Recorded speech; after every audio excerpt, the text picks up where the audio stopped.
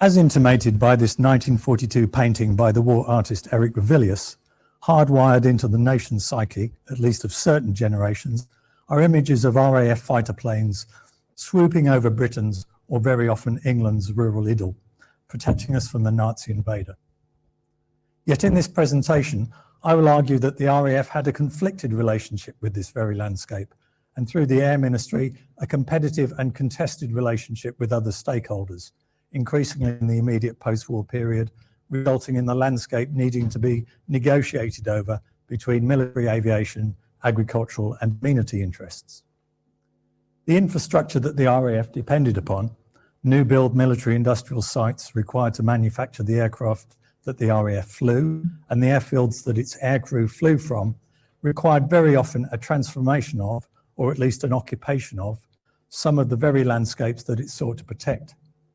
Sometimes this transformation and occupation, or to use my environmental history parlance, this landscape militarization, was permanent, sometimes temporary, and sometimes partial. Historiographically, this presentation sits within that body of work which extends the understanding of the consequences of warfare and peacetime military preparedness beyond battlefields and occupied lands to home territories. It seeks to expand the awareness of the changes on a country that prosecuting a war and perpetuating an enhanced military capacity in a post-war period imposes. My primary sources are National Archives documents of the Ministries of Agriculture and Fisheries, Air and Aircraft Production, and Council for the Preservation of Rural England, or CPRE, archives at the Museum of English Rural Life, University of Reading. Much of this research has been in support of my PhD, which looks at the impact on the rural landscape of Britain's new build military industrial capacity, 1936 to 46, plus additional material. As each new field was invaded by crushing machines, as each new hedgerow was smashed and uprooted and shattered, as each great oak succumbed before axe and dynamite and bulldozer, we felt a pang, for there is nothing quite final, quite as levelling as an aerodrome. It was as if a flood had risen and hidden a beautiful landscape, and then subsided, leaving a desolate wasteland where there was no life and no motion. That's a quotation from Robert Arbib of the US Air Force. He would almost definitely have been commenting on preparations for a US Air Force base somewhere in England. This is a scene replicated across numerous landscapes being prepared for use by the RAF during the war. Between 1934 and 38, the annual loss of agricultural land in England and Wales to the Air Ministry rose from 3,000 to 24,500 acres, and the Ministry served 62,000 land requisition notices during the course of the war, facilitating the building of 450 new airfields, the majority of which were concreted to accommodate heavy bombers and located on flat, well-drained land at a low altitude, which very often equated to prime agricultural land.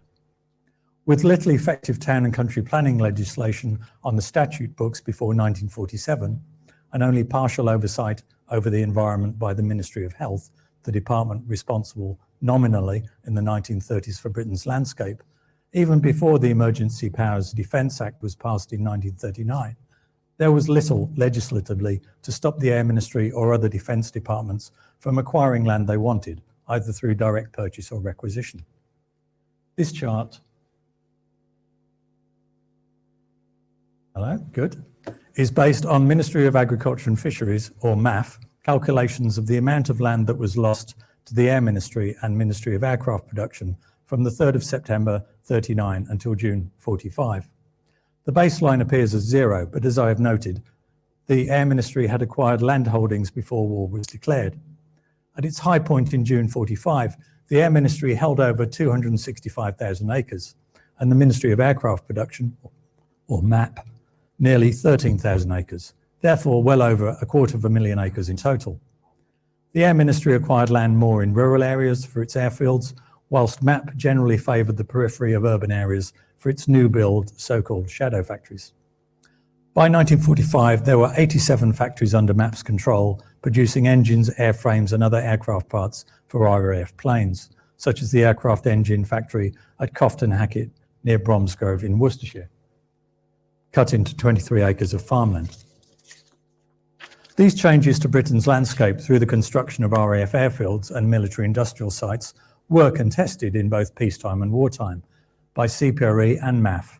To say that MAF and the Air Ministry had a difficult relationship would be something of an understatement, particularly during the war. An inevitable tension given that the departments had objectives at opposite ends of the national interest spectrum when it came to the need for and use of land. More can be read about CPRE's work in my journal article of 2 years ago, and about MAF and the Air Ministry in William Foot's chapter in The Frontline of Freedom. In June 1943, Sir Stafford Cripps, Minister of Aircraft Production, stated that 90% of Britain's aircraft plants would probably have to be closed down after the war due to the anticipated decrease in demand for new military aircraft. Subsequently, 262 surplus to requirements government-owned sites were identified and rented out by the end of 1946, many of them factories concerned with some aspect of military aircraft production. The industrial legacy of the RAF's war was that in the immediate post-war years, the larger of these factories were mostly converted to car manufacture, most notably the Spitfire and Lancaster factory at Castle Bromwich, Birmingham, built on 345 acres of farmland. As the Second World War came to an end, there was political pressure at the highest level to determine what the Air Ministry's land needs for the RAF were in the post-war period. Just weeks before being voted out, Churchill issued a memorandum observing that the services held about 640 airfields, of which about 460 had permanent runways and 180 not. He went on to reference that about 250 airfields would be required for the regular activities of the peacetime Royal Air Force. He set out that a cabinet committee should arrange for a detailed airfield by airfield review to be undertaken, determining how many of the airfields without permanent runways could be restored to agriculture and other civil uses, and by what means the remaining runwayed airfields could best be utilised for agriculture and other civil purposes, so long as it was necessary to retain them as reserve airfields. It is clear the Chiefs of Staff found this premature and sought to push back, asserting that, in a quotation from Cabinet papers, no large surrender of runwayed airfields should be made in the near future. This need not prevent a limited agricultural or other use where the airfields are not required for regular occupation, end quote, whilst leaving the possibility of future, quote, progressive surrender of airfields if it became feasible. A cabinet memorandum by the Town and Country Planning Minister in October 45 did, however, refer to there being, quote, insistent public demand for the release of at least some requisitioned land.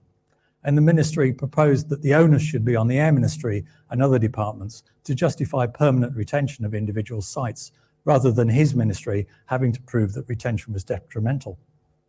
The difficulty of the task should not be underestimated.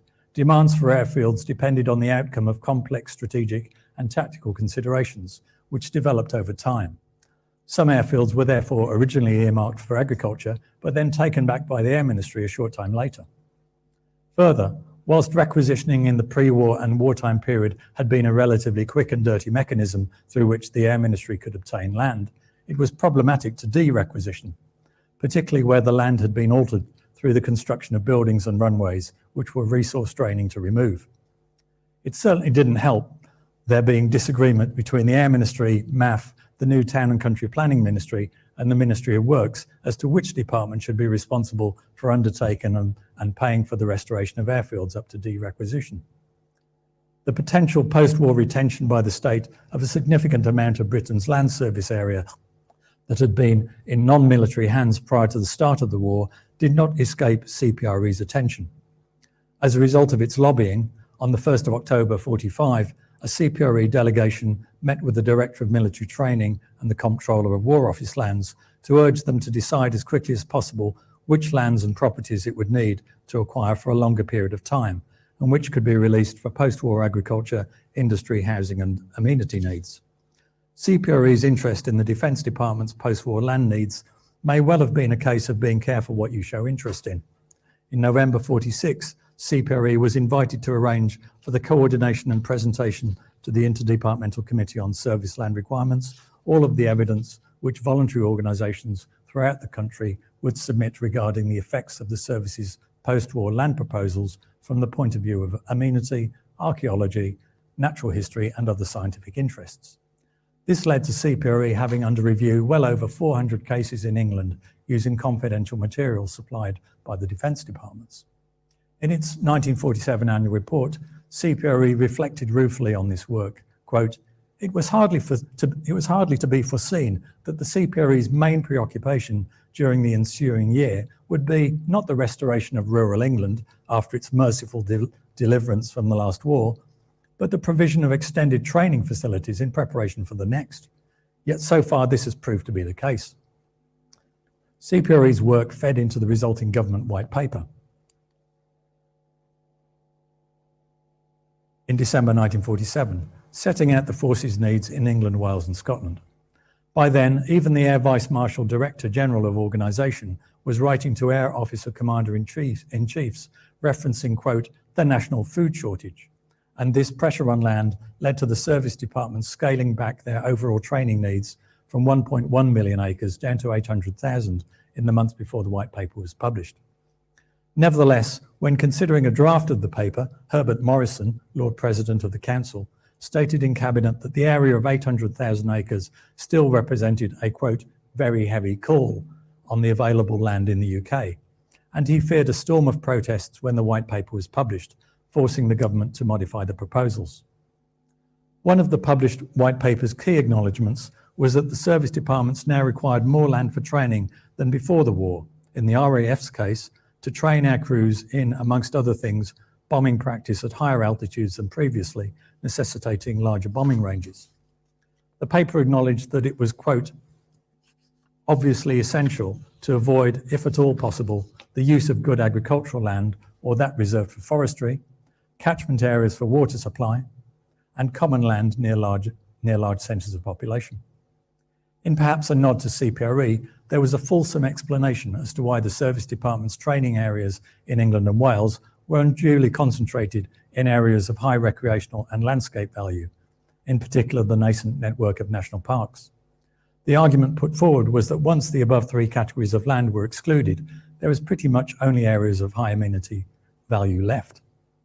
The Air Ministry held 14,000 acres of land for training purposes before the war, 52,000 during it, and now wanted to retain 34,000, the vast majority in England.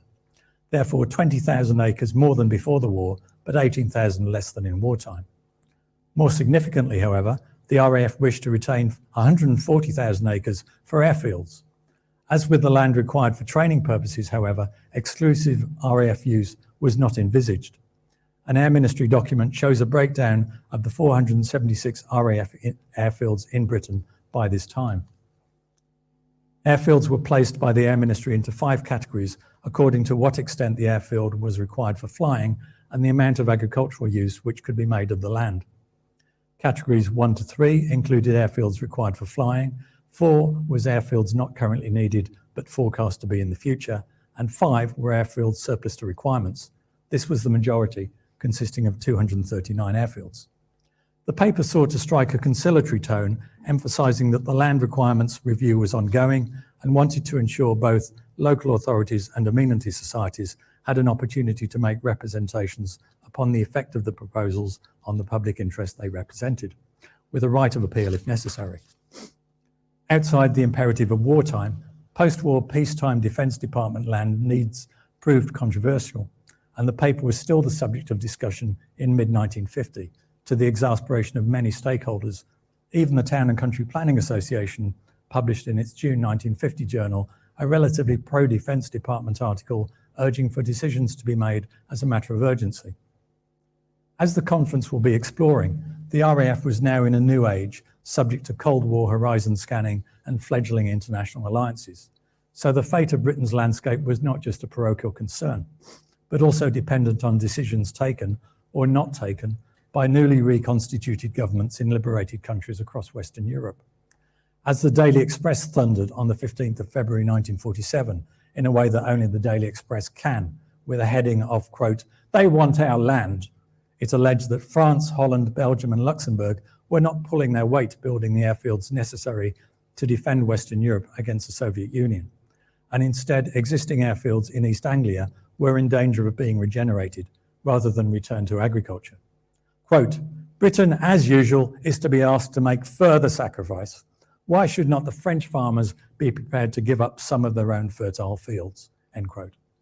I think perhaps the paper still has the same sub-editor. In conclusion, thousands of acres of land used to construct military industrial sites, many of them producing hardware and materials for the RAF, were converted to industrial or commercial use from 1945 onwards. In the immediate post-war period, the RAF had at its disposal more airspace above the British landscape for training and more landscape for its airfields than at any other point in peacetime up to that date. The use of land for RAF airfields prior to, during and after the war was contested for its agricultural value, and post-war the use of the airspace above land for RAF training was contested for its amenity value. Lastly, the demilitarization of RAF airfields in the period 45 to 49 was a slow, tortuous affair given the complexities of de-requisitioning and the multiple stakeholders. Thank you.